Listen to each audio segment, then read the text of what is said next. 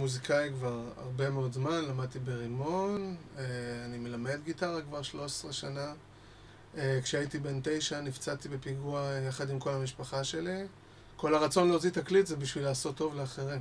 משהו רע שקרה לי, אני הופך אותו למשהו טוב שקורה לעולם, או אפילו לבן אדם אחד. לאסוף את גופי מן המדרכה, לחבר חזרה את החלקים, להתנקות מן הדם, מהצרחות, מהדממה, ולגלות צלקת בפנים, לחפש את אבא אמא, לגדול ברגע בכמה שנים, להתאמץ כדי לפצות על האיברים החסרים. מי יודע שאני חי ואני פה, אך באותה מידה אני גם לא. אני יודע שאני פה ואני חי, אך באותה מידה אני גם לא בחיי.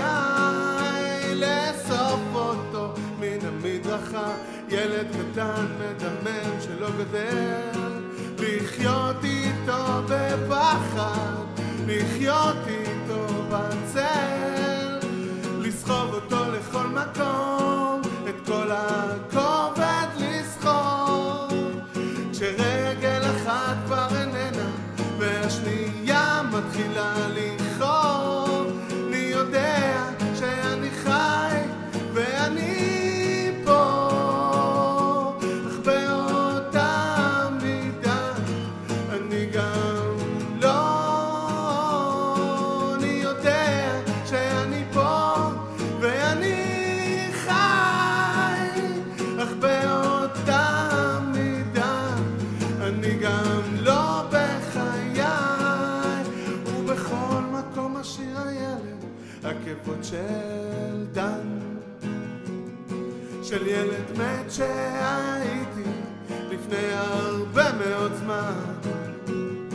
וזה נכון, אני מחייך, הלב פועם, הכוכב מסתובב, אך בסוף כל יום אני צולע